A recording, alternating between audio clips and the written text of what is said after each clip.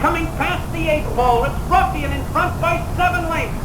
Something Regal on the outside, second point in time. The other's now far back as Ruffian draws away to lead by 9. It's Ruffian in front and going easily. Hello, it's Bob Pandolfo, and it's Friday, August 18th, 2023. Welcome to Power Pace by Pandy, and we're going to talk a little bit about pace selection, Paceline selection. So, what line do you use to rate a horse? That's basically what we're going to talk about. I like to use averages, and I have computer programs that don't do that. But if you're using, past performances and you're just looking at it, a good way to do it is just to use a recent race, like in the last 3 starts. Like for instance, this horse More Than Luck. It's a 6-1 race on dirt. I would use the 80, this race here, because you don't want to use a bad race, right? So this horse tired last time and didn't run at all before that in a higher class. But here the horse ran a good race, and you want to see, but my theory is you want to see what a horse can do if he runs one of his good races. Now here you can see he hasn't raced since March, so he could come back, he's newly gelded, could come back and run an 80. If he does, he might win the race. So that's what you want. You want to get an idea of, how a horse can do it if he runs one of his best races. Now, after you get, you pick your pace lines. If you want to throw a horse out, like with this horse, if you think, well, I don't know, I don't like the way this horse is working, or I don't like that he ran bad at the last 2 races. So even though he's fast enough to win, if he runs back to this race 3 back, I'm not going to use him. Okay, you can make those decisions, but the thing is, you still want to pick a pace line and get an idea of what this horse can do if he runs one of his good races. Now, I prefer averages. I just think that, if you're going to do it yourself, pick a recent pace line. If you're going to, but if you have like a program, and by the way, you could average too with a calculator too. I mean, if you have some kind of formula. But I have 2 programs that use averages. One is Power Pace that averages 2 races, and one is Formula Pro that averages 3 races. I run both of those programs. I get a really good look, at the contenders. So let's just look at a card that was yesterday's card at Saratoga. It was Thursday, August 17th. So we'll go to race number 1, and here's here's Power Pace. Now, so Power Pace, like I explained, averages out 2 races. So what I'm looking to do is, using an average of 2 or 3 races, I'm looking to get a snapshot, and I want the system to show me who the top contenders are, like right away. This way I don't have to spend like an hour trying to figure that out. So as you can see, if you sort on the average speed, Right Up had an 84, More Than Luck had a 78, and Right Up looked pretty tough here because he also had a very good late pace. He had a 95, and only one other horse had a good late pace, the 2. And, it came out 7-2, and you could see that Right Up, just drew off in the stretch, paid 410. It's kind of an obvious horse there. We go to the second race, and this is an interesting race because you had a lot of scratches, but it stayed on turf. I don't know if I took all the scratches out here. Let's see. Leave It, Tizzy, Tone, Pistol. I could scratch more horses here. Let's see. We'll scratch that. We'll scratch the 8, and the 1A, which is the 9. Okay, so. All right, so I took those scratches out. So on speed figures, Pleasant Passage, the 5 horse, had a slight edge, and he also had a slight edge on late speed. He had a 122. As you can see, there's a 117, there's a 120. Late speed is important, in a turf race. And on the adjusted speed, 100 was pretty good, but not so close. Had better adjusted speed. Now, what this is that I have a formula with Power Pace where I make adjustments. It's kind of hard to explain because it's an algorithm. but I make adjustments if a horse ran, say faster than par to the pace call, and all these numbers here are these two numbers, the adjusted second call and the late call. These are all adjusted by a formula that I developed, which is so I want to see like dynamic acceleration. But anyway, Not So Close, the 4-horse, had the top early speed rating, which is a very good rating. It's based on first 2 calls. This is a rating I developed. And he has the second best adjusted second call, second best. Actually he has the third best late call, but it's good. And he's one point behind. So if you look at the race, Pleasant Passage did not run well here. He went off at second choice, and he had no excuse. But Not So Close paid $19.60. So now, you're getting a good snapshot here of the contenders, and a lot of people handicapping this race are using this program. They're going to say, well, geez, I mean, these horses look pretty close. And Not So Close actually has the advantage in 2 of the categories over Pleasant Passage, and Pleasant Passage only has a 1-point advantage on average speed. So why should I take 2 to 1 when I can get 880 to 1? Right? So Not So Close. That was a good overlay. Paid $19.60, and the system using the averages and these formulas I created did its job. You go to the third race. The 2-horse won. So if you sort on speed, it's a turf race. It came out 162 on speed. Quite frankly, the 1 looks better overall than the 6 and 2, not just because of the speed, but I like the 119 late, and also he has the best adjusted. So the 1 looked to me like it had the edge there, but it came out 162. Those are the 3 contenders on the system using the averages, and as you can see, it came out 241. So the 1-horse got a decent trip. He was 4-1, but it was a closely matched race. So here the 4-horse Natasha won, and this was a sprint. Natasha at a 78. Here Cam Duke looked the best on this system. Cam Duke went to the lead and stopped. It was a fast pace set up for a closer with Tasha, who had the best late pace, as you can see, 91. The way the track was playing and the way the race set up, it fell to the late speed, and Natasha won. So now we go to this race. There was some first-time starters here. Leslie's Loot was the obvious early speed. It's a very quick course early, but doesn't come home that good. But here you can see it picked 541, and it came out 1-4. It's actually a really good exacta. It paid like $112.50. So if you box the 3 top horses here, you get $112. But Flowers for me improved. It only raced. Only raced once. So it was just an improvement, and not that surprising that the horse would improve. In fact, a lot of people, some of the public handicappers, picked this horse, and it paid $28.80. So that was a nice overlay, actually. If you second time starters, you gotta look at them and say they might improve. Here, Sugar Ray Leonard won the 6th. After you take out the scratches, Sugar Ray Leonard again top rated on speed. Pretty competitive overall, and so it picked at 8:10.6. It came out 8:10.6 and picked at 8:6.10, as you can see. So it actually picked the exact and trifecta. Pretty obvious finish there.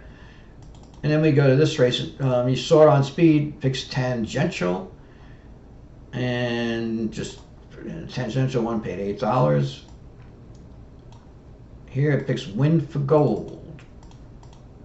Win for Gold won. Now this is another race where Clubhouse had a 1-point advantage. This is very similar to the second race, where the horse that picks second on average speed actually looks better because it's a 6-furlong race.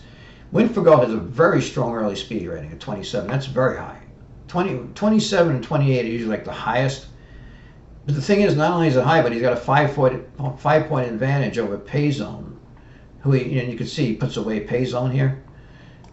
So he also, he has by far the best adjusted pace call using my power pace, 109, and then his late pace rating of 90 is better than Clubhouse's. So Clubhouse really didn't have an advantage here. He had a 1 point advantage on a total, average speed figures.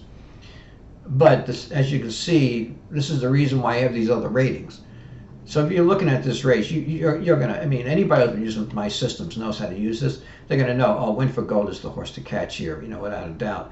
Clubhouse might be okay bet here if he's a price, but, Win for Gold clearly looks like the horse to catch, and, he just shook loose and paid $5.40. In this race, Ramblin' Wreck won, and he soared on speed. He had a 2 point advantage. He has a really nice, this is a turf race, so the late rating is good, 142, and so again, came through and paid $3.80.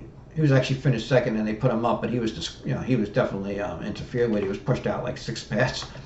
And then the last race of the day, and I took out the scratches, and here it picked. If you sort on speed again, Lock and Key has a 4 point advantage. That's a pretty good advantage. Being that this is a sprint, I thought that Vaunted might be live at a price here. Vaunted did run well at 13-1. But Lock and Key, had a pretty nice advantage on speed, 4 point advantage. Screw Loose looked like a horse that could get in there at a price, but he didn't run well. But Lock and Key won and paid $15.40 as the top-ranked horse with a nice 4 point advantage if you're ranking on average speed. And Vaunted ran pretty good race at 13.80-1. So a lot of people expected Russi to run well here. He has a good early speed number and a good adjusted and a good late speed.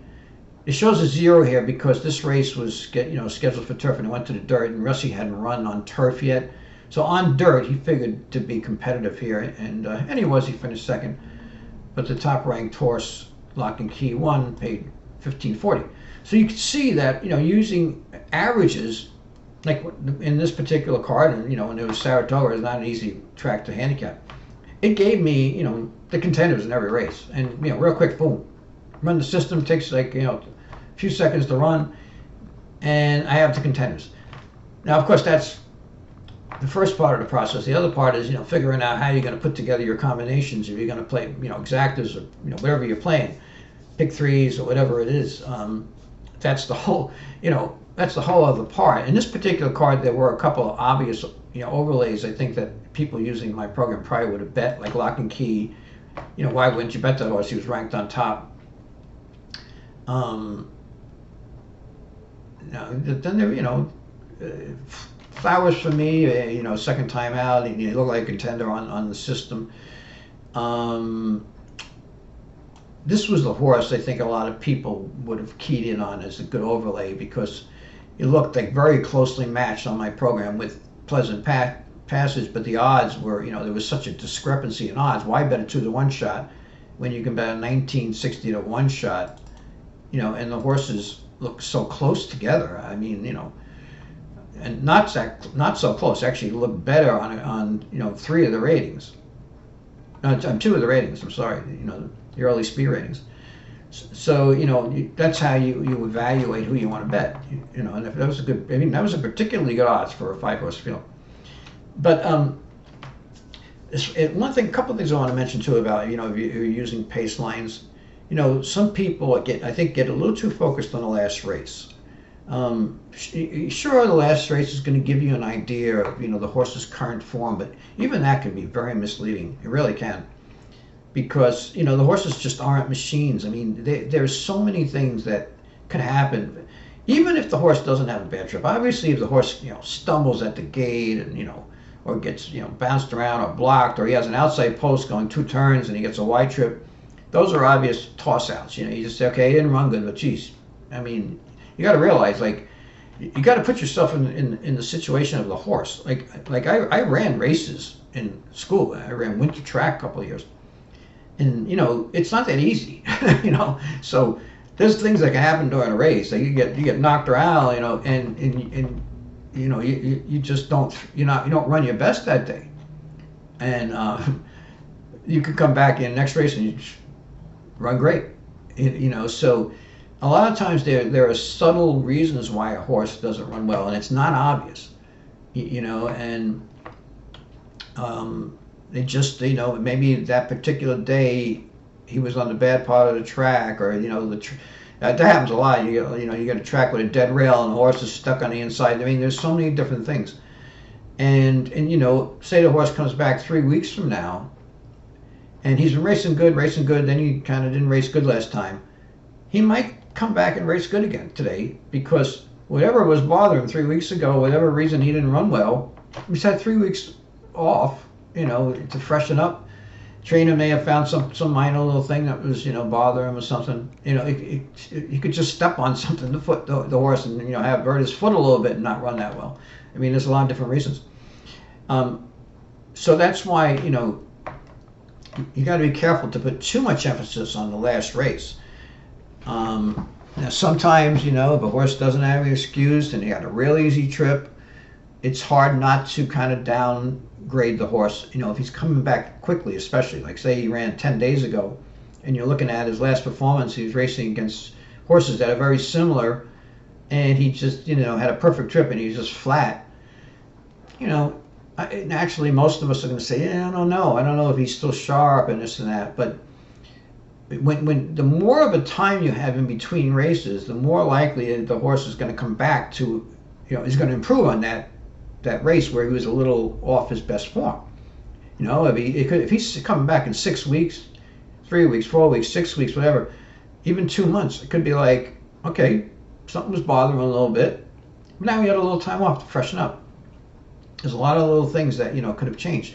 One of the things that when a horse improves for a new barn, a lot of times people think something nefarious happened, like he improved, maybe the new trainer drugged him or something like that. But like if you look at racing like in New York, it's going to be pretty hard to get away with things like that. I mean, the New York Racing Association runs a very tight ship. It's a top class. This is a top class racing.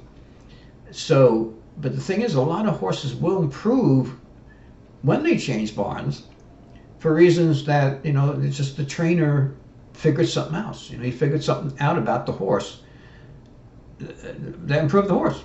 I mean, I've interviewed a lot of trainers, including some Hall of Fame trainers, and they've told me, little things that, so many different ways that they improved horses by, figuring out, like say they had a horse that they thought was a good horse, and he's running well. A Hall of Fame trainer told me this, and all of a sudden the horse doesn't run well, but they know the horse is sound, right? And he's like, the horse is sound, but why isn't he running well? Well, getting a little sour on racing, maybe losing his interest.